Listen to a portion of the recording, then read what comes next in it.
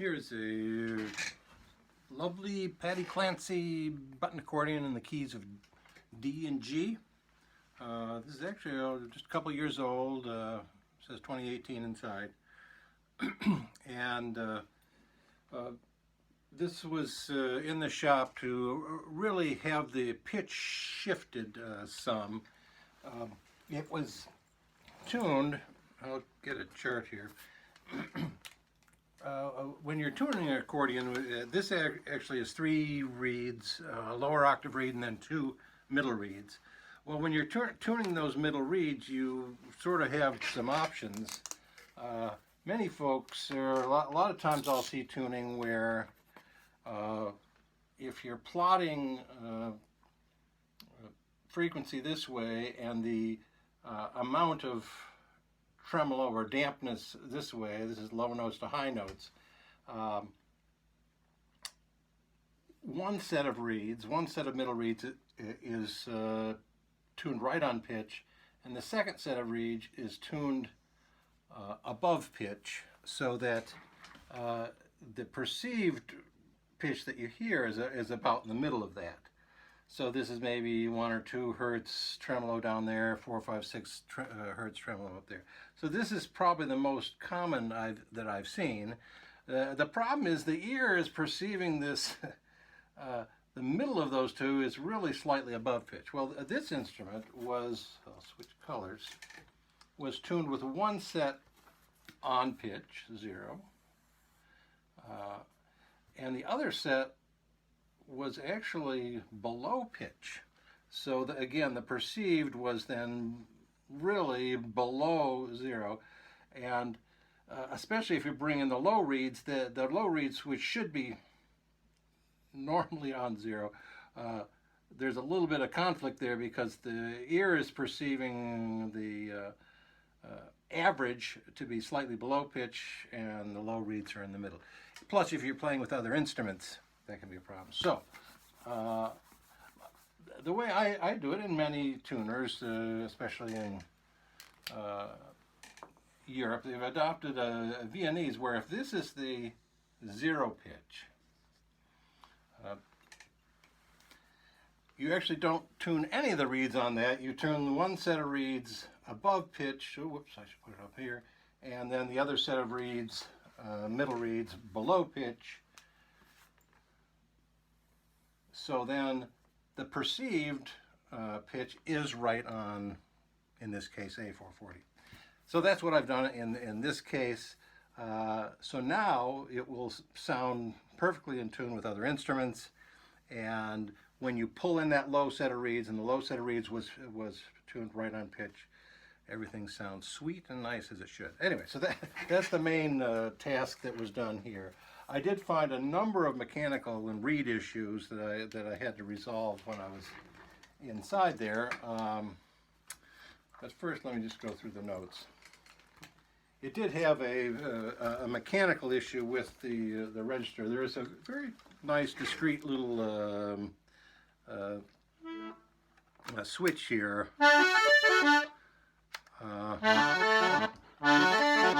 And that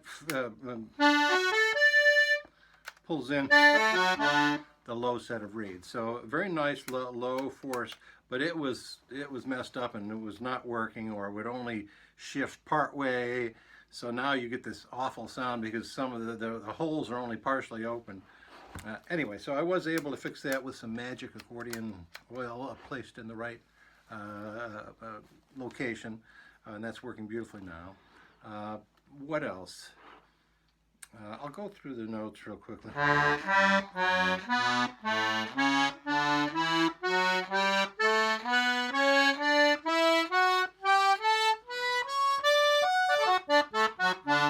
without the low octave.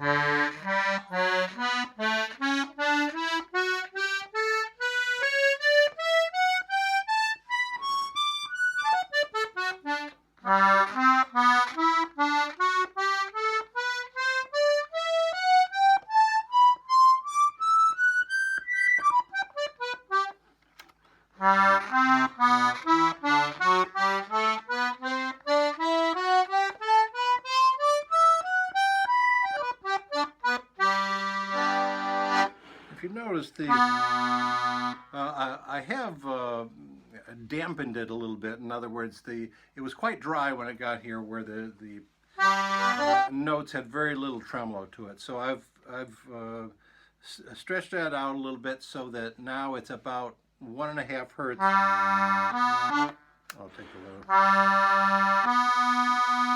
You can hear the tremolo there, gradually increasing as it goes up. And I think at the highest it's around 4 hertz on the high note. So a little bit tremolo, and more than it was when it arrived here. Okay, what else can I say? I really didn't work on the bass sides. When I was all done, I did listen to the octaves, the bass octaves, and slightly tweaked a few of those that had a little bit of a tremolo, because there should be no tremolo on the bass side.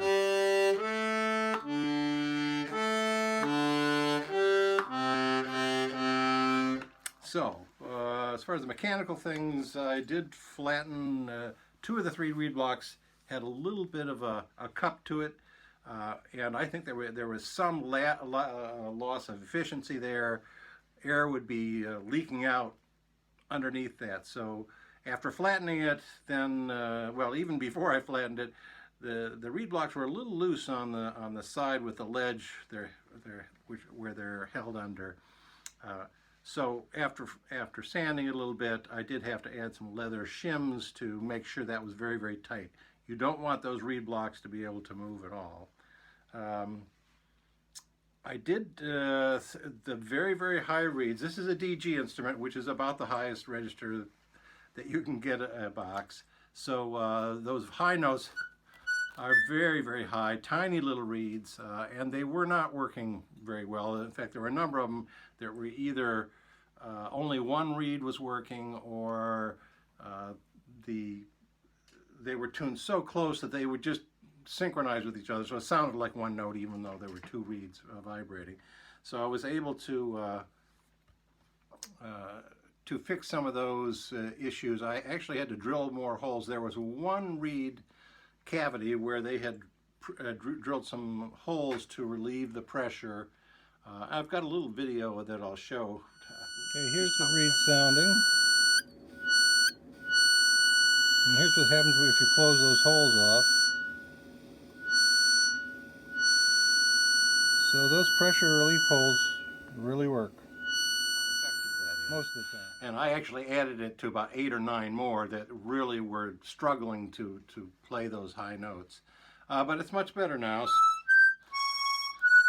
So, and less breathy. I think there was some loss of air because of those non-flat reed blocks.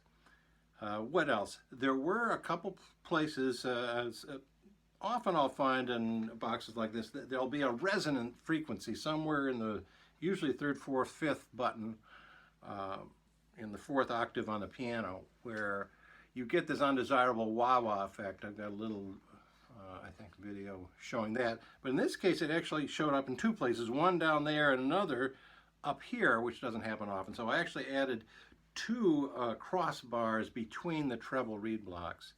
I got a picture of that, and maybe even a little demo of that high note that was getting a little bit of that undesirable wah.